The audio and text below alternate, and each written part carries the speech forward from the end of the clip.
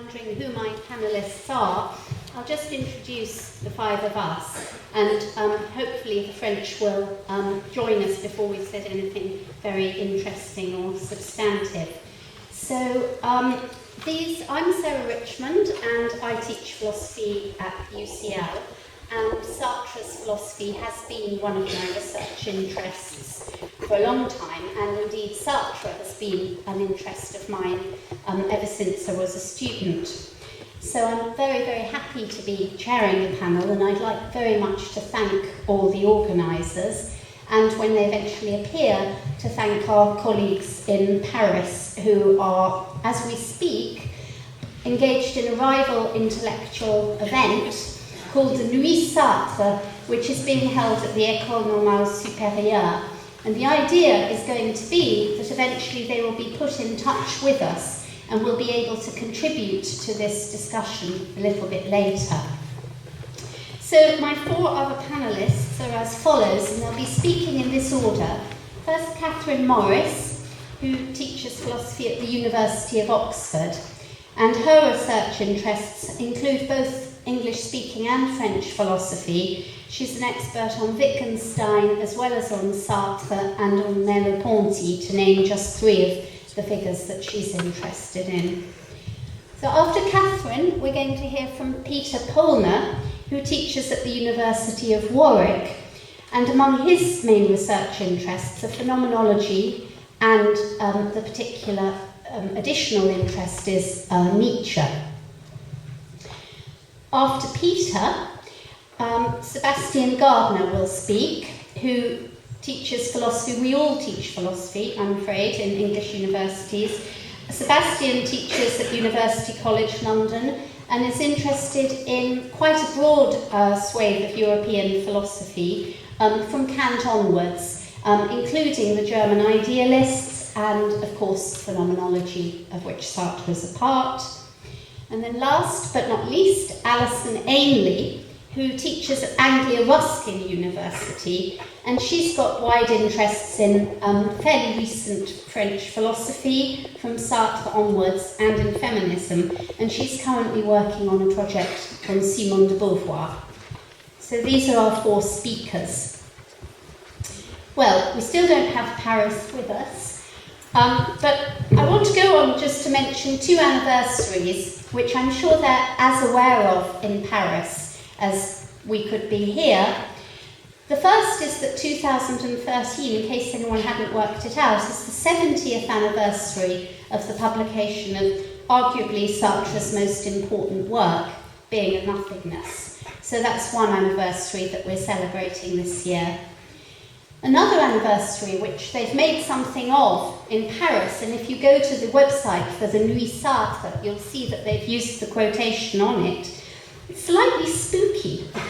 50 years ago, presumably, in 1963, Sartre speculated in his very famous autobiography, Les Mots, about how people might see him 50 years later. And he actually wrote, "How will I be interpreted in 2013, when the two keys unable to unlock me will have become available? My death and my work." So, as I say, slightly spooky feeling, but we are actually helping to answer a question which Sartre himself raised exactly 50 years ago in Les Mots. Allo France. No, we haven't quite got them yet. Okay. So, although I've just mentioned Les Mots, I suspect that here in London we're going to be talking more about the philosophical text, Being and Nothingness, because that's going to be the text that most of us work with most of the time. And I wanted to just kick off by talking about this general question that we've been asked to answer, which is, what does Sartre represent in British eyes? And as English people invariably do, I want to narrow the question down and talk about it instead within the narrower focus of how is Sartre understood today in Anglophone philosophy departments. And it seems to me that there are two ways in which he's often approached. So on the one hand, he's regarded increasingly as a historical figure, somebody who wrote during the Second World War and not long afterwards, who belongs to a movement or school within European philosophy known as phenomenology, which starts with Husserl, goes through Heidegger, and ends up, after it's taken an existentialist turn, being developed by Sartre and Merleau-Ponty. So he's just a member of a tradition which is now more or less over. Now, when he's looked at in this historical way, an advantage of this is that, of course, the full scale of his ambition can be recognised. And he's thought of somebody who, like Heidegger, was trying to offer a very wide-ranging account of human existence in the world, as well as an important recommendation about the framework in which this account should be given. In other words, within the parameters of ontology, which is a study of the kinds of being that there are. So we get all that, as you'd expect, by thinking of him as a historical figure. But for many people, that's disappointing. The thought is we don't quite want to start classify Sartre as a figure from the past. It would be nice if there was something in his thought that's still definitely of contemporary relevance and that we can be excited by today. And maybe we especially think that about his thought because, after all, it's existentialism and it's supposed to be an account of everyday life in the world, and there might be something appealing about thinking that we can still get something from Sartre's philosophy about our existence in the world. But what would the key insight be? So that's going to be something that I think some of the speakers might have something to say about, and perhaps when the people in France join us, they'll be able to say something about that too. But just before handing over, I want to consider one way in which Sartre is sometimes dragged into contemporary debate and said to have contemporary relevance. It's a way in which philosophers in the analytic tradition have tried to accord some respect to Sartre and to bring him into dialogue, mainly with philosophers of mind. And that is qua phenomenologist. So the idea is that Sartre, definitely along with Merleau-Ponty, and often Heidegger is included too, has this sort of brilliant method. He shows us something which is phenomenology, and if we use this method, we will be able to gain great insights. And I'll give you two examples of the insights that are ascribed to these phenomenologists. So the first is the existence of the pre-reflective cogito, or pre-reflective self-consciousness.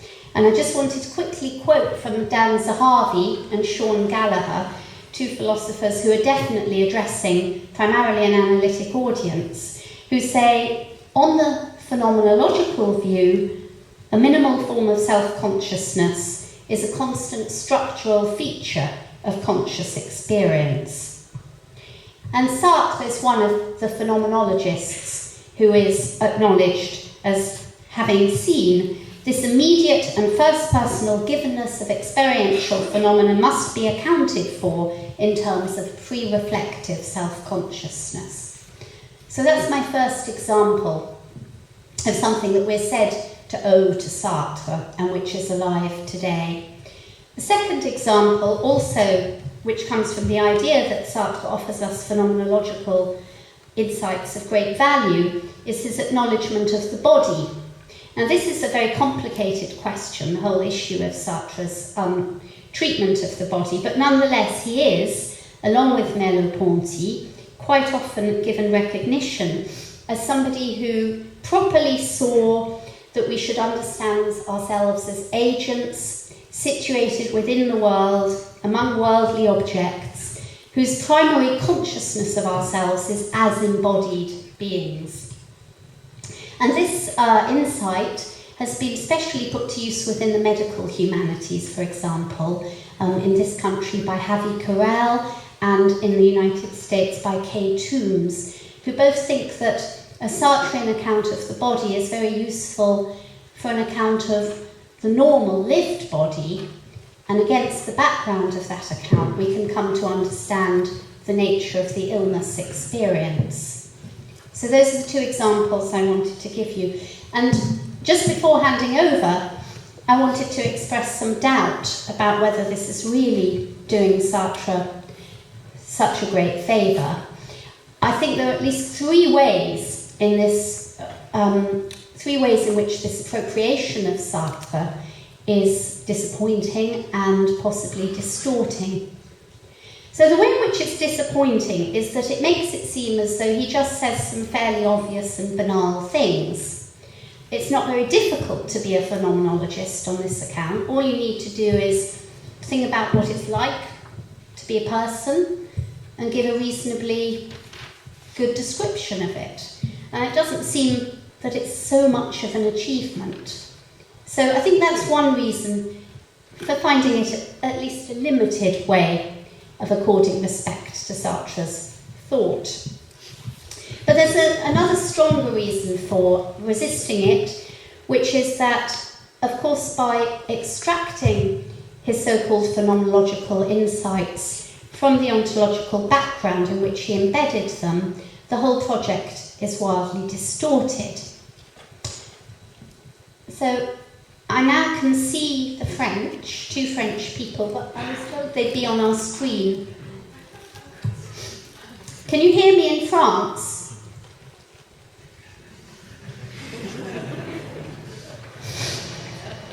Do we know if they can hear us? Hello? Oh, hello. Okay, I'll tell you when I'd like you to say something. That's right. We were just surprised because with the starting time was supposed to be 9:30 for you and 10:30 for us. Okay. I'm afraid we've started, but you haven't missed too much. So, because there are time constraints here, if you just start listening now, and then there should still be plenty of time for you to say what you think. Is that okay? I understood everything, but we'll do as you think. Okay, so we'll go on talking, and then hand over to you. Okay. Good. Okay, so the second reason, which I won't spend longer on, is that it overlooks the fact that Sartre's phenomenology is supposed to be in the service of an ontology, and therefore his phenomenological findings are, I think, theory-laden. They're not from a neutral perspective. And I think understanding that helps us understand why some of the common criticisms, for example, of his account of love, are based on a kind of misunderstanding about how Sartre was understanding his project.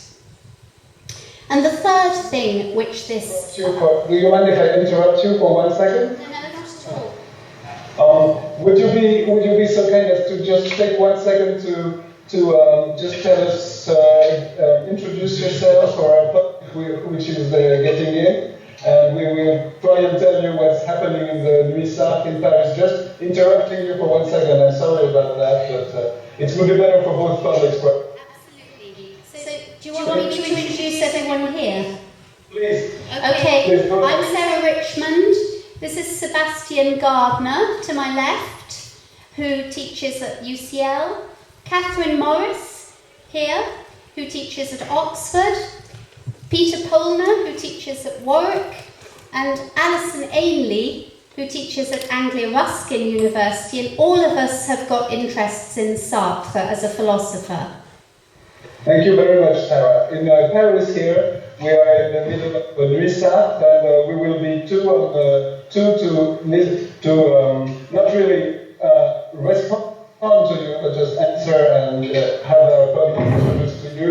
So I tell my public, these are the British philosophers and English-speaking philosophers in London, speaking about Sartre. And we will be two. Tom Flynn here is American. He teaches at Emory in Atlanta, Georgia.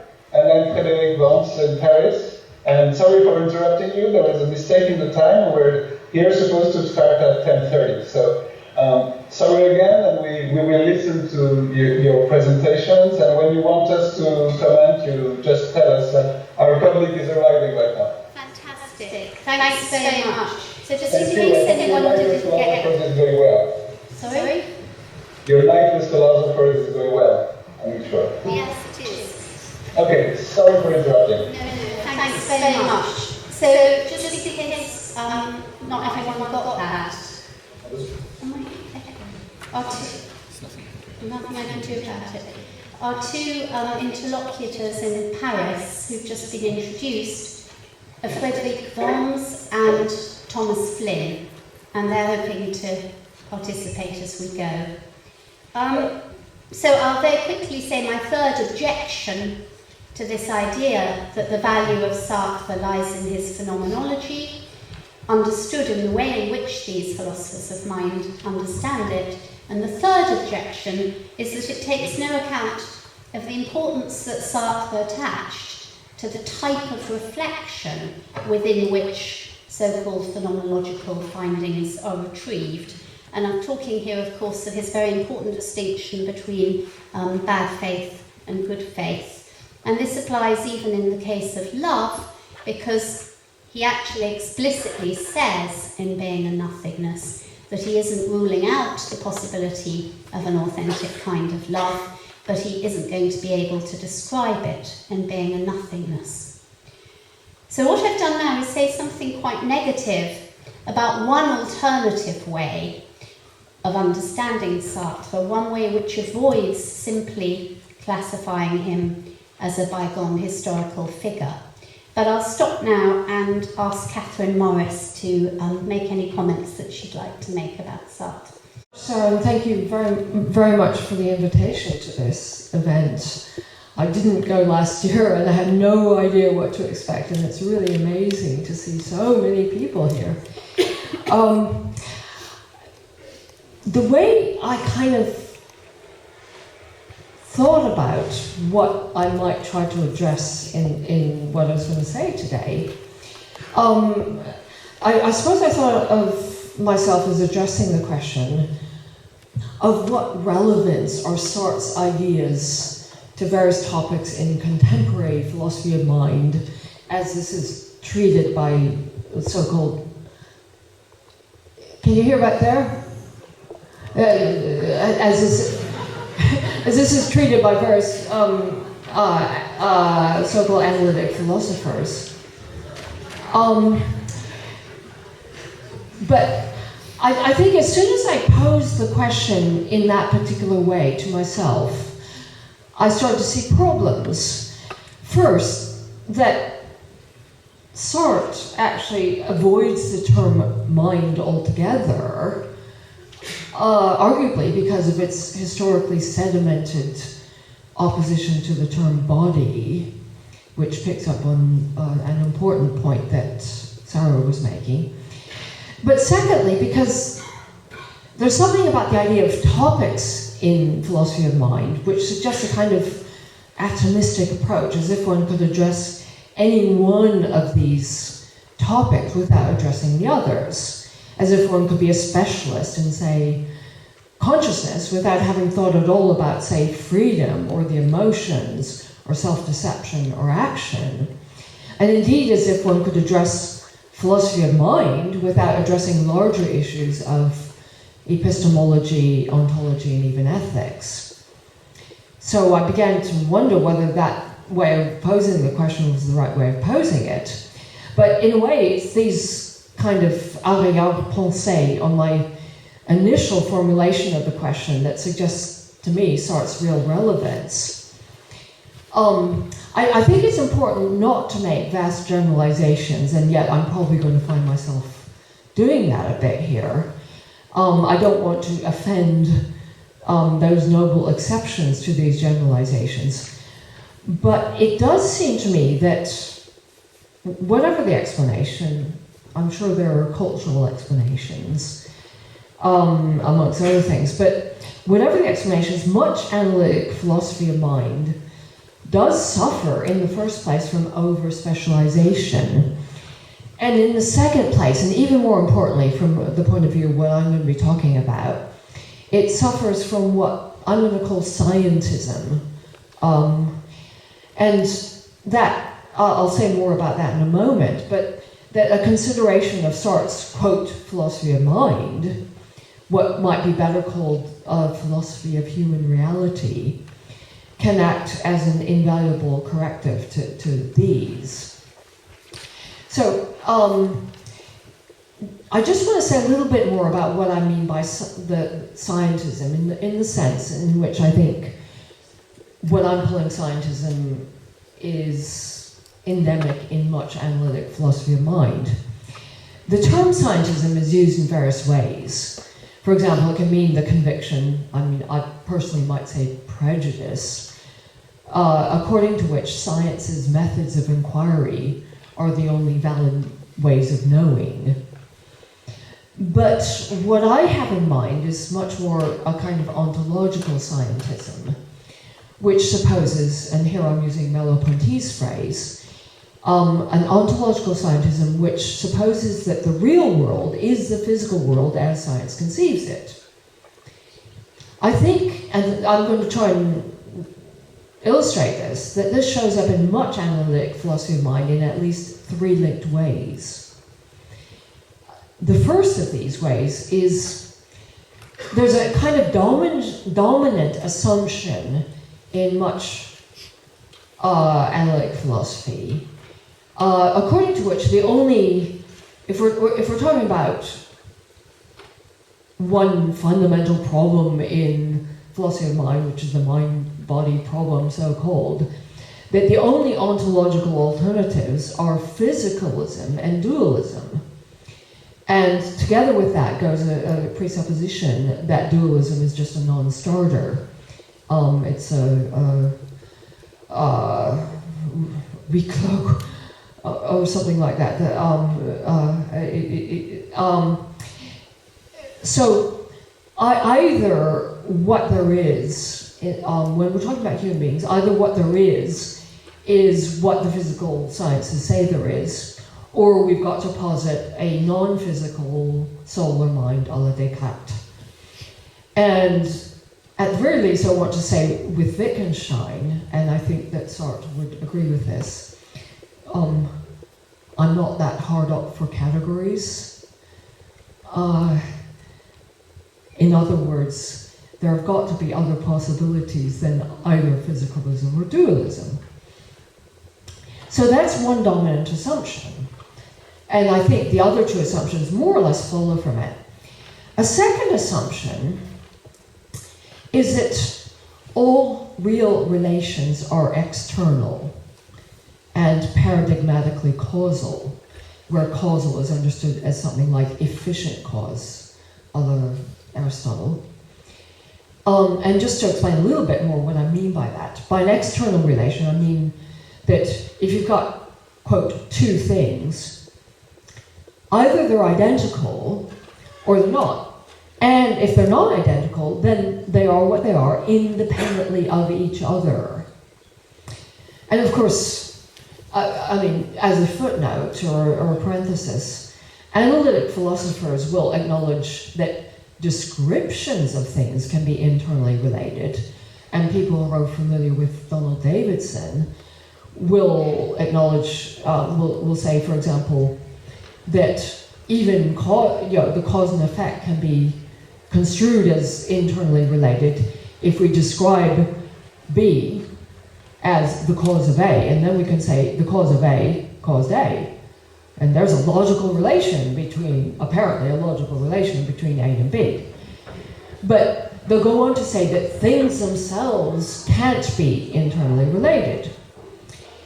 And this is an assumption that the phenomenologists are challenging all the time, including Sartre, of course. And I'll say much more about this in a moment, but that there are many real internal relations, that things can be internally related. So I'm just identifying some of the assumptions that seems to me constitute scientism in analytic philosophy of mind. A third assumption is something like this, that only the positive is real. That is to say that there's no room in reality for absences and lacks. That there's no room in reality for motivationally non-neutral qualities of objects. And that there's no sense to be made of the notion of what Aristotle called the final cause. That is, there's no room for the idea that explaining actions might require a reference to something that does not yet exist. I'm just going to sketch out very briefly. I have no idea how long I've been talking now, but let me just say very briefly something that Sartre says about action. Anybody who's studied philosophy of mind will probably have studied philosophy of action, and you'll have been told that actions are intentional. Sartre says so too, as distinct, for example, from accidents, just tripping over something or whatever it might be. But you'll probably also have been told that actions are typically, to call an action intentional is to say that it's done for a reason. And you'll have been told that there's a lot of controversy about it, but basically most analytic philosophers of mind agree that reasons are causes. Now, Sartre, of course, agrees with that too, but everything depends on what you mean by cause. For Sartre, the cause of an action makes essential reference to some things that I referred to earlier. The cause of an action makes essential reference to, on the one hand, non-existence, things that don't exist. And I'll give an example in a moment. And it makes essential reference, on the other hand, to internal relations. So that if I decide that what I really feel right now is the cocktail called a Negroni, and I go to my cupboard and, oh my God, there's no Campari. Right. So what I've encountered in the world is what Sartre calls an absence. It's a lack of Campari in my cupboard. And it's that lack which motivates my immediately running to the shop and going and getting some Campari, right? So my action requires essential reference to an absence, namely the absence of Campari. Now, that absence in the world only appears in the world in virtue of my desire for a Negroni, which requires Campari to make it, and various other ingredients, which you don't need to know at this stage. But in order to, that desire. So here's the state of the world, which is an absence, which most Anglo-American philosophers already can't talk about.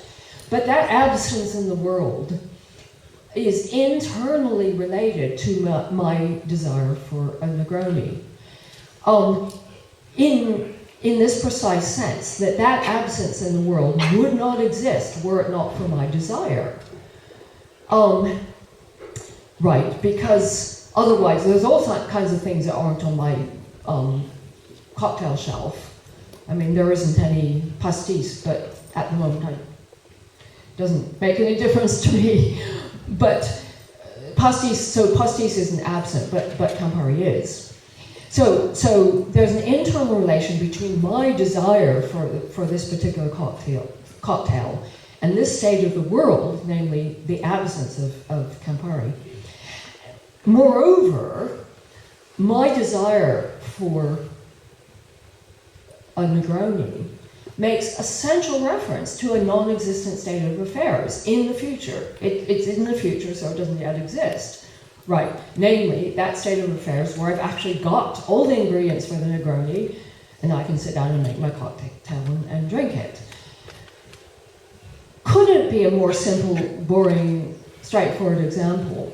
But what that shows, it seems to me, is that an explanation of action, we can call the absence of Campari a cause of my going to the shops. That's not a problem. But the important thing is that A, it's a cause that is a non-existent. B, it's a cause that's internally and not externally related to my desire. And C, that desire itself is essentially related to another non-existent, namely that non-existent future state of affairs, where I have the ingredients for a Negroni. None of that is anything that Anglo-American philosophers of action can say. And it seems to me that you can't properly characterize action unless you give up those three assumptions of scientism that I identified earlier. One, again, that either you've got to be a physicalist or you've got to be a dualist. Two, that all relations are external. And three, that only the positive is real. And there I'm going to stop. Thank you very much, Catherine. Okay, how to talk about Sartre today? I suppose for me, Sartre is really a sort of singular figure in 20th century philosophy. And what makes him singular are really many things, but perhaps more than anything else, his ability, I think, to combine really quite technical academic inquiries associated in Anglo-American discourse with philosophy of mind, and on the other hand, questions that are really of profound concern to anyone. Questions about substantive meaning and significance, about what it is to lead a human life, and how one ought to live such a life. And I think it's this, Catherine earlier referred to him as a kind of, perhaps with Sarah, a kind of holistic philosopher. He has something to say about specific philosophical and often quite technical issues, but he's interested in these technical issues within the sort of purview of a much larger project of understanding human reality in a holistic manner. And I think this kind of approach of his is really something that makes him, and his sheer ability to carry it out and his skill at it is something that makes him really quite unique, and I think quite very, very relevant today. Somebody once said, I think it was Schopenhauer once said about Kant, that even in his mistakes he's more interesting than other people are in their correctitudes. And I think something similar might be said about Sartre. So perhaps, I want to talk briefly in a minute about two issues that, two aspects of Sartre's work that especially interest me, out of this huge panoply of things one could pick. But perhaps just as a way into this, I want to ask why it is that Sartre has had such a peculiar reception, and why his, I suppose, his reputation has undergone such dramatic shifts. So perhaps one thing one can say within an Anglophone context is that he wasn't, for a long time, I think he just wasn't taken very seriously at all. And that had to do with the fact that he was a phenomenologist. He was interested in the fundamental structures of our everyday engagement with the world, and how the world appears to us and how we appear to ourselves in this everyday engagement. So he's interested in a sort of human, personal level self-understanding, and not primarily, perhaps this is something I might disagree with Sarah on, not primarily perhaps interested in certainly metaphysics, even though of course he distinguishes ontology from metaphysics.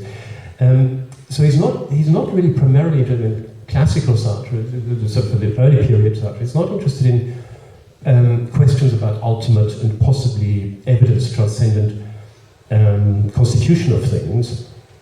And one of the meanings, I think, of his slogan that we're condemned to be free is just this, that it's irrational to demand that we ought to think about ourselves at the fundamental level in ways that just bypass these constitutive structures of everyday conscious self-understanding as we're engaged in the world, our first personal understanding of ourselves.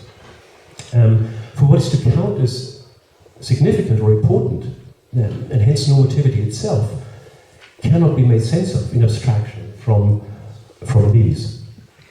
So the first task of philosophy consists in elucidation and explication of these structures of everyday self-understanding. And I think it's that approach, that fundamental approach that he shares with other phenomenologists that simply made him, I think certainly made him a marginal figure within the Anglophone discourse, because the sort of issues that he and the phenomenologists were primarily interested in were not issues that took center stage for many decades and in the mainstream of analytic philosophy.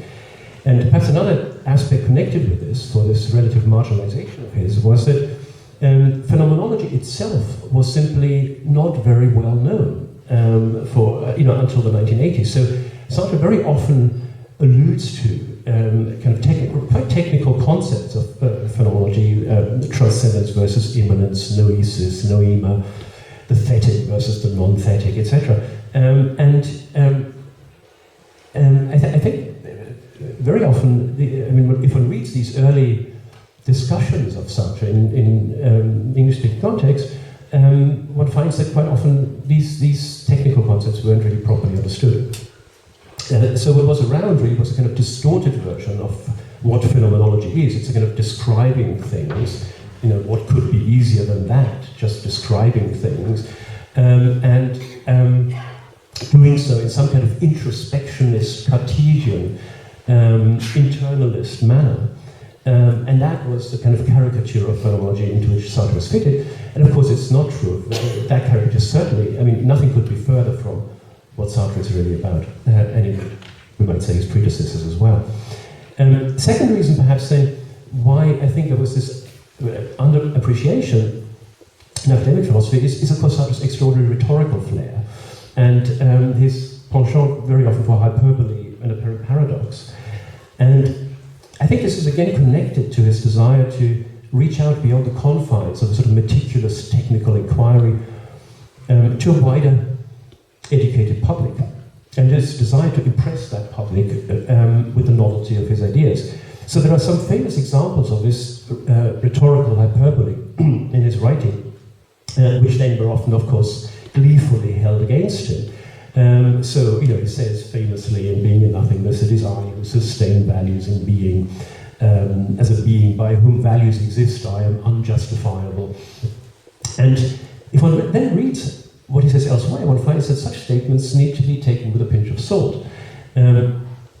Yes, all reasons ultimately depend on values, and values depend on consciousness, but not on any one particular consciousness, mine or yours. And the claim that my choices are unjustified, on a more careful reading, comes to the much less bizarre, but still striking idea that no object with a particular universal or propositional can rationally constitute the ultimate justificatory ground of our commitments. For that ground is lived consciousness itself, and consciousness as lived is in principle not an object. So there's been a huge amount, I think, then of partly of misunderstanding of Sartre, partly due to his own by his own fault, and partly by that by ignorance of others, really.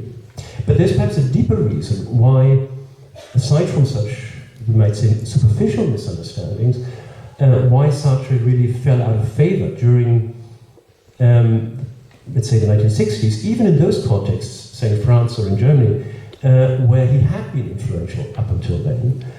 And I think this had to do with, so for a long time, I think Sartre wasn't really taken seriously, even in those contexts where he had been for decades before. And this, I think, had to do with really the individualist flavor of, or the individualist focus of his existentialism, crystallized in his claim that consciousness is autonomous in never being determined by its facticity.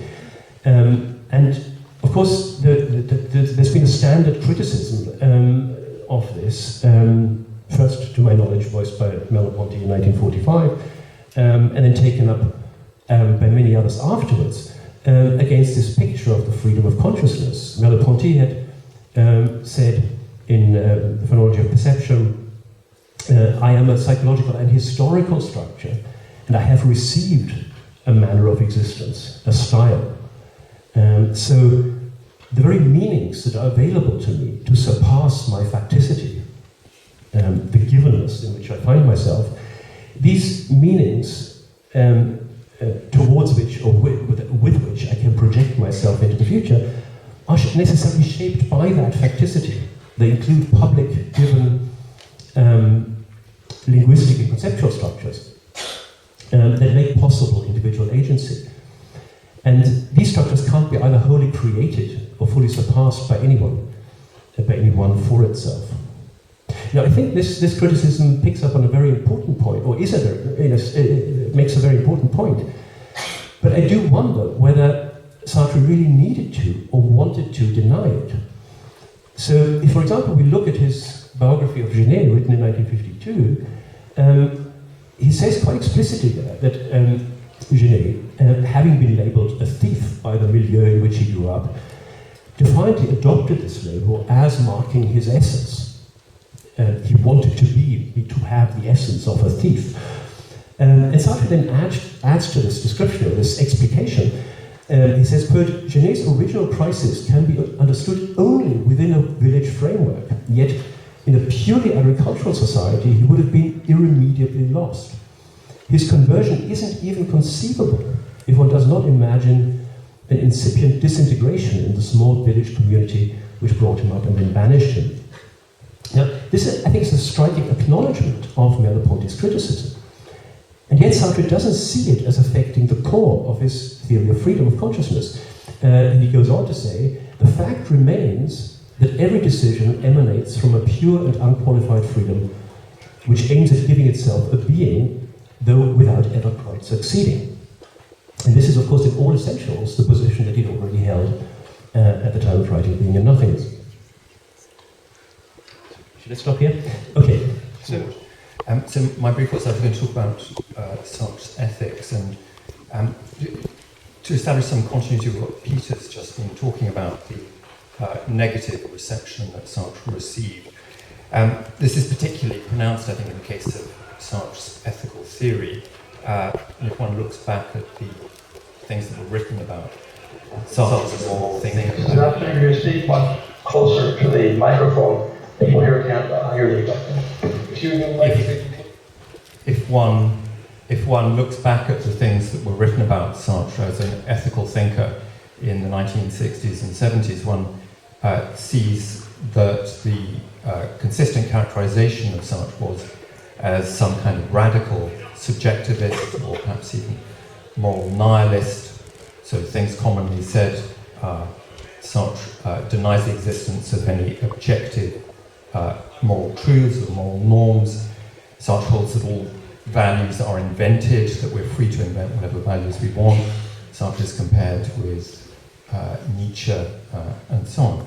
Well, that is the picture that held sway, and the striking thing about it, in a way, is that it's just clearly wrong for a number of very, very basic reasons. So let me just trot them out. I mean, firstly, there is clearly no sense in which Sartre can be a subjectivist of our familiar Humean or even Nietzschean kind, because he doesn't think that there is a basic psychology of sentiments or affects or drives on which to rest values. Secondly, Sartre clearly thinks that it's part of the anguish, the agony of the practical situation that one cannot refer inwards to any facts about one's character or constitution or psychology in order to work out what to do. We see this in his presentation of the young man in the Existentialism and Humanism lecture, and then again, great length in the novels, The Road to Freedom. So Sartre's characters are looking for a normative orientation that transcends their own psychology. Now, the consensus is, or it's tended to be, that Sartre fails to provide it. I think, and here I'm perhaps indicating my interest, the nature of my interest in Sartre, which is to see him in a broadly Kantian tradition that pins together three things: metaphysics, or ontology if you prefer, freedom and ethics. And looked at in that light, it seems to me that Sartre has a very, very interesting, well, it's not entirely unproblematic, but it's not clearly a disaster either, argument in or on the basis of being nothingness for something that is recognisably an interesting ethical position. Well, I mean, there's a great deal to be said about the nature of the argument given for the affirmation of freedom as an absolute end or absolute value, and then about what it means to affirm freedom as an absolute end or absolute value. Perhaps the only last point I'll make is just about just this question, which Peter's already touched on. Why was it that Sartre's philosophical interest slipped out of focus, or was never brought into focus, or not for a very, very long time? In the case of the ethical theory, there are these various circumstantial things that the ethical sequel to Being and Nothingness never appeared. The writings that we now have as the Notebooks for an Ethics and the War Diary, all that appeared a good bit later.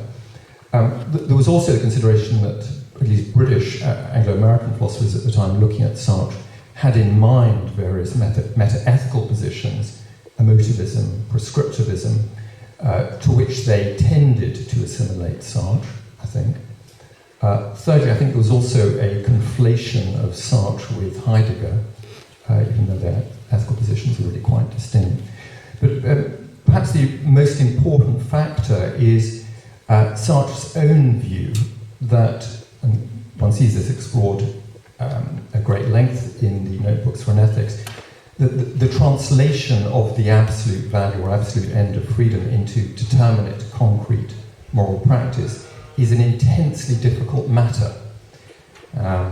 Sartre thinks that Kant, as many people think, Kant was greatly mistaken in supposing one could go directly from this famous formula of the categorical imperative to determinate concrete maxims. And Sartre believes that a great deal of additional apparatus is involved in doing that. The crucial thing being, I think, for Sartre, the apprehension of the other's freedom. And Sartre thinks that is something systematically elusive and difficult to complete. And he thinks that is, in a sense, the precondition for ethics. One has to grasp the other's freedom fully to realise it in some manner before ethics can really begin. So the absence from Sartre of a system of duties and obligations or any detailed set of prescriptions, I think, played a large role in, or contributed to a large degree in giving rise to this impression that Sartre had no ethical theory worth the name. Thank you. I'm going to talk about Sartre's relationship with Simone de Beauvoir, not merely in a biographical sense. I want to link some of the things that Peter said about the notion of existentialism as a lived philosophy or addressing questions of how one might live. As you probably know, Sartre and de Beauvoir were lifelong companions, but they were also philosophers in their own right.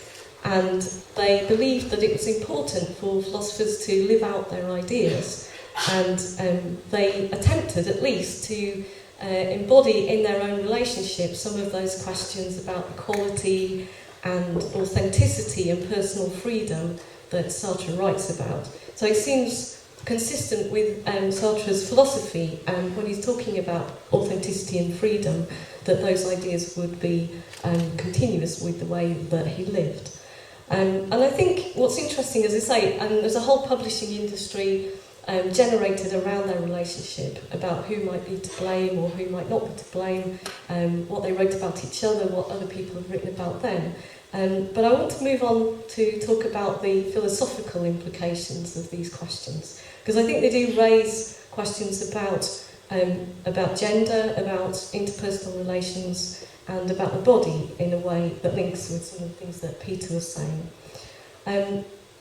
Simone de Beauvoir published a book called The Second Sex in 1949, and it's clear that she draws a lot of inspiration from Sartre's existentialism, and it's known as a Bible of feminism. But that's partly because she takes on the notion of freedom, of choice, of self-determination, and of the idea that striving for one's projects is a crucial aspect to authenticity. So, in effect, that feminist slogan, the personal is political, and the question of the context in which one can live is addressed in that book. And I think what she does in the book is to take many of Sartre's claims and extend them creatively as well. I mean, sometimes people think it's just a criticism of Sartre's existentialism, but I think what she attempts to do is to look at interpersonal relations through existentialism and through what Sartre said, to develop them. And I know that we've already talked about how Sartre's phenomenological descriptions are not merely descriptions, they're theory-laden. But I think she insistently makes the point that those descriptions link back to real lives, to real bodies, and the way that one might exist in the world. And I think sometimes Sartre's descriptions do slip into sadomasochistic descriptions of dominance or being dominated. If you can maintain a reciprocity with another, it can be quite fragile and possibly wary or suspicious. And I think Sartre sometimes also slips into unease about the physical body.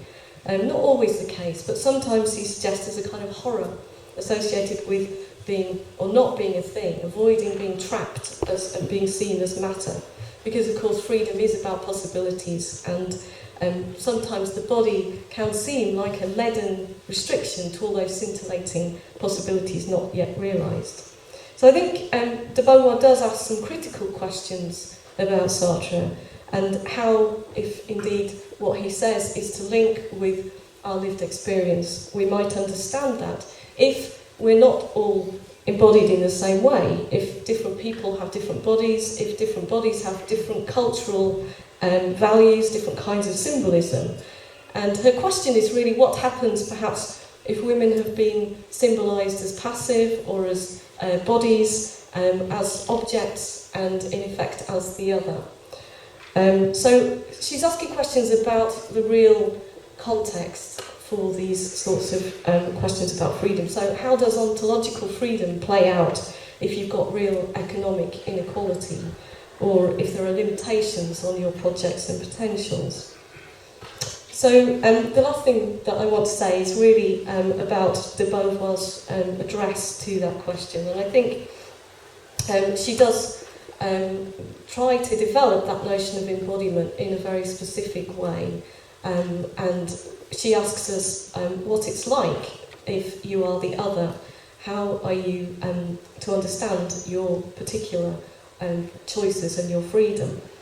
And so I think Sartre's contribution to this is to point out the how much purchase these particular questions might have on lived experience, that this freedom can be understood in context. And we only see that in his later political work, I think developing more out of that. So I better stop there, I think. Thanks. So how's this going down in Paris? Well, we had some transmission problems, but maybe you can start the discussion and let's Tom. There was a bit of an echo in your room that we had. It makes it a little harder for us to get these words as clearly as, we get to, it's almost as if we're listening to a foreign language, but that isn't true. So, let's start the discussion, and if we can join, we will. Do you want our reactions about the idea to the statement you made? I've just been informed that we have 5 minutes. So maybe if there's anything you'd like to say by way of response, or just your own thoughts about Louis Sartre and Sartre through French eyes. Sure. Let me throw in one being an American, of course, I would give this rather cavalier, I suppose, approach to things, but George Kidd, a political scientist at Princeton, once asked me after a lecture I had given, why is it that Sartre is the person everyone loves to hate? Now, I gave him a rather, I think, simplistic maybe answer in terms of what you would say, but it hasn't been mentioned yet. And that was what we could call his hyperbolic politics. That seems to be something that people are touched immediately with and think this fellow needs to be taken seriously because he's an anarchist. He hangs out with people who are into violence. Apparently, just not for the fun of it. He never said that. He denied that. But I mean, things that people would consider not worth taking seriously, even by opposing. So people have to make distinctions, I think. And even Sartre himself, we could see in terms of his life, these things developed. I mean, the notion of authenticity could easily, and has been done by someone like Charles Taylor, fitted into a virtue ethics, for example, that is not at all foreign. The notion of moral creativity is not at all foreign. It's very dangerous, of course, because how could one be morally creative without being immoral? And that, of course, is something he's very much aware of. But I think those are some of the issues that I think we'd have to, undertake. With Beauvoir, he encouraged her actually to publish Second Sex, just to do this research. So it wasn't that he was opposed or even, indifferent. I don't think that was true at all. As far as relationships go, it's true, the notion of relations are very important for him. He said in the Schultz interviews that what distinguished him from the communists was he was a metaphysician, and they were not. Now, whether you want to take that seriously, let's face it, some of his interviews, he's just telling people what he thinks they want him to say. And so we have to, I don't say take what you're being told, but I think you're going to have to put these interviews on top of each other like a slide projector with the various slides on it, overhead projector, and see if any meaningful whole emerges. You hope it will. There'll be some overlap, some contradiction maybe. But, and I guess the last thing I would say would be that he's very clear, he says in so many words in Search for a Method, that there are only individuals and real relations between them, or even among them. And of course, for someone who was a dialectical nominalist, that's quite plain to make. But he thought that was true. So obviously he's aware of real relationships. Now, whether they're internal, certainly wouldn't all be internal. He'd end up with Bradley or something like that. But there are certainly for him relationships that are constitutive, that are, you could call them essential if you want. And those would, I think, be a sign that the fellow isn't really as off the wall as some people like to make it. You other people obviously are not part of that group, very supportive of it. But last thing I would say would be about the notion of Merleau-Ponty's critique. Sartre actually took his Merleau-Ponty's The Adventures of the Dialectic very seriously. It's as if he had that thing sitting on the table when he wrote The Critique of Dialectical Reason. Very clear. Merleau-Ponty said he doesn't have a sense of objective possibility. Sartre wants to say, or of the interworld. Sartre uses that term, and then wants to say, I do have that. And an objective possibility in Notebooks for Ethics, which Merleau should have read, because some of his criticisms are already answered in the Communists in Peace. He should have read that, because Sartre will say a great line, I think, history opens the doors for some people and leaves other people to pull their heels before closed doors. Now that is not, you can do anything you want. You can ignore no objective possibility. Of course there is objective possibility. And you have someone like Heinrich in the play The Devil and the Good Lord, and he's in a situation where you're damned if you do and you're damned if you don't. That is, he is in an impasse. And Sartre wants to say, well, we've got to somehow bring it about that this wouldn't be the case. And so I realize I'm just speaking somewhat particularly, but I hope that as you were, I'm going to hand it to you now. Yeah, okay. Thank you, Tom. Maybe I had one question too. I have one of the debates was between his philosophy of mind and metaphysics or ordinary life description. And indeed for him there is no contradiction, I would say. It's exactly the same. I mean, there is no other world. The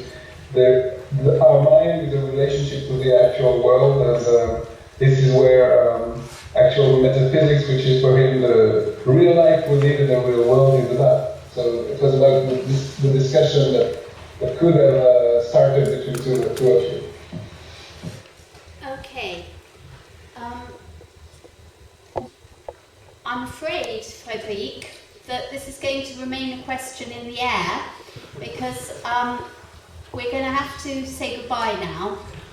But thank you very, very much for being with us and for sharing your thoughts at the end. So we're going to sign off now because the cinema is going to be used by the next event. But thanks very much. Thank you so much for participating in this Sartre in Paris too, and thank you for all your papers about Sartre.